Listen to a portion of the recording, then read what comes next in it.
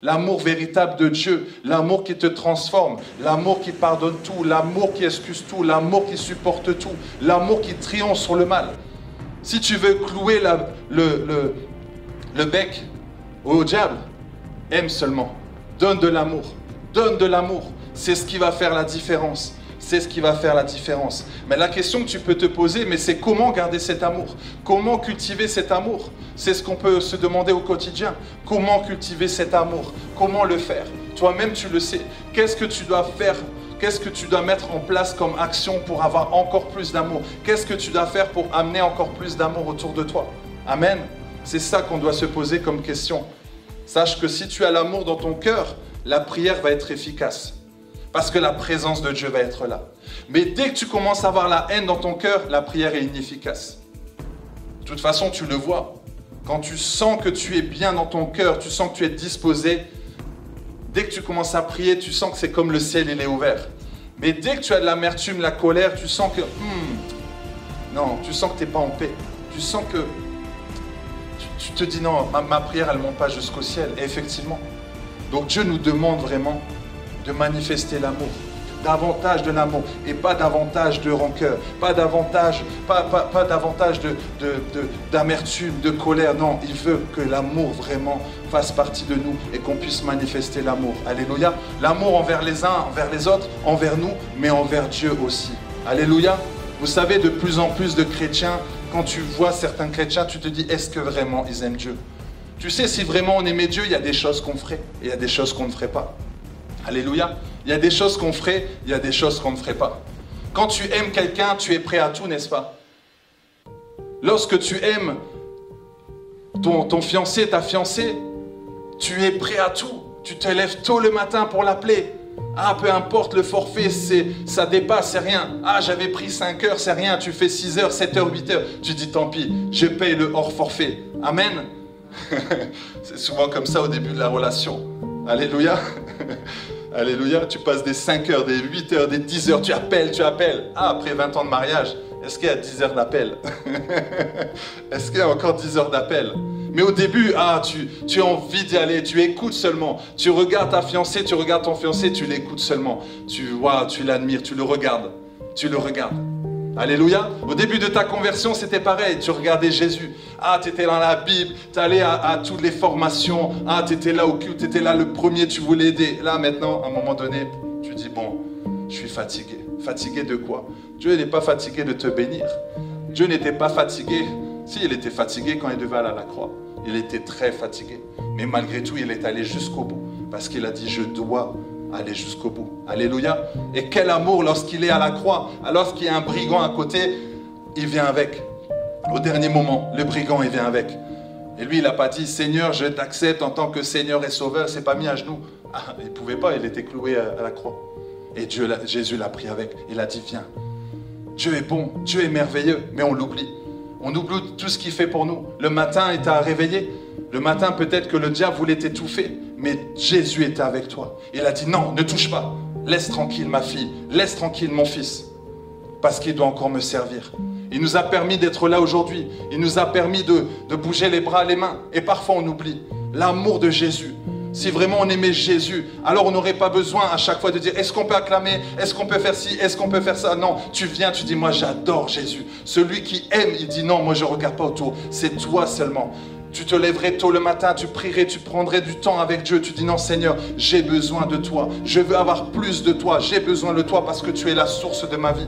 Et c'est ça, l'amour de Jésus, c'est ça. C'est ce qui va amener la présence de Dieu. Tu peux passer 30 minutes, 1 heure, 2 heures, 3 heures, 4 heures, 5 heures dans la présence de Dieu. Tu dis Seigneur, en retour, je veux te donner tout ce que j'ai. Nous l'avons chanté, mais parfois nous chantons juste de notre bouche. Je te donne mon cœur. Non, on ne donne pas tout. On dit Seigneur, je te donne tout, mais non. Et même quand c'est les offrandes, tu dis tiens Seigneur, je te donne des miettes. Les miettes le dimanche, des miettes encore, des miettes, des miettes. Mais lui, t'as pas donné des miettes. Alléluia. Et on dit Seigneur, je comprends pas, je suis pas béni. Mais donne au moins une offrande à Dieu. Donne une bonne offrande à Dieu. Donne de l'amour à Dieu. Alléluia. C'est pas juste pour donner à l'église, c'est pas juste pour donner à Compassion. Non, tu donnes à Dieu. Dieu voit ton cœur. Pourquoi? Parce que tu vas faire un sacrifice. C'est facile de dire, ah Seigneur, moi je fais ce sacrifice ce matin de venir au culte. C'est pas compliqué de venir au culte. Mais c'est plus difficile Quand tu as des dettes, c'est plus difficile. Quand tu as de l'argent, et là tu dis, Seigneur, je te donne 10%. Wow! Ah non, là, Seigneur, quand même. Là, tu vois, j'ai 3 000 €, donner 300 €, c'est beaucoup. On devrait donner même plus que 10%. On devrait même donner plus. Alléluia. Est-ce que les titres, ça amène de la valeur? Tu vois, même ton manager, tu vois, directeur général, international, des nations, tu dis, ah, impressionnant, tu vois, même la plaque devant. Mais quand tu arrives, tu vois, à l'intérieur, il n'y a rien. Le cœur est vide, il n'y a pas d'amour. L'attitude est mauvaise, le caractère est mauvais. Mais c'est lui le boss. Et il dit, c'est moi le boss, c'est moi, je suis patron, c'est moi le boss. Mais tu vois que quand il te parle, tu dis, non, là, ça ne me donne pas envie d'être à sa place. Parfois, c'est ça. En fait, il faut que quand les gens te voient, ils disent, non, lui, c'est un boss. Qu'en fait, quand ils te voient, tu n'as pas encore le titre, ils disent, non, mais toi, tu peux être directeur. Dans ton attitude, là, ta façon d'être, alléluia, c'est ça, l'attitude. Quand tu viens au travail, on dit, non, je connais un frère, je ne vais pas dire son nom, mais il est ici. Quand il les voit seulement, il dit, non, comment tu fais? Ah, laisse.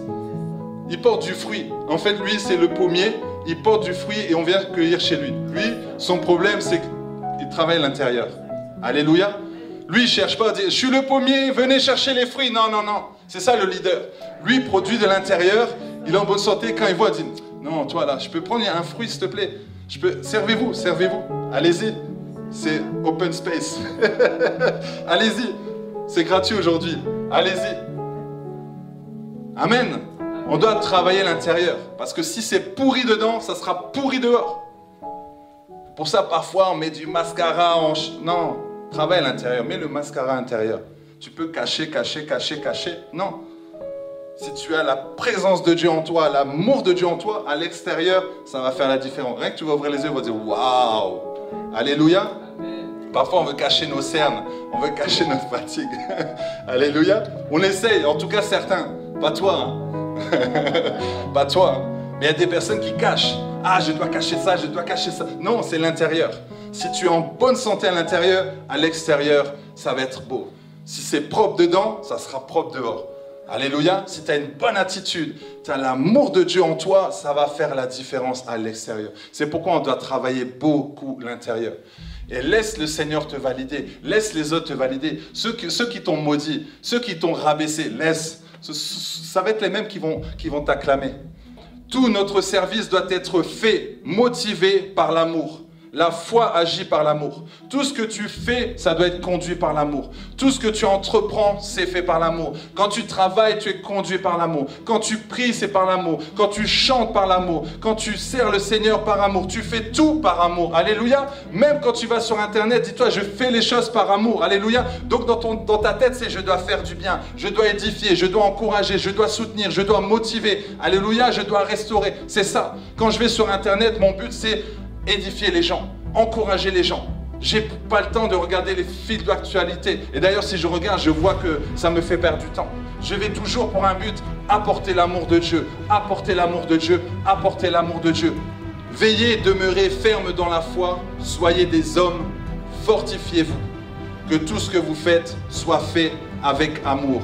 Alléluia, que Dieu vous bénisse. Est-ce qu'on peut acclamer le Seigneur? Amen, alléluia.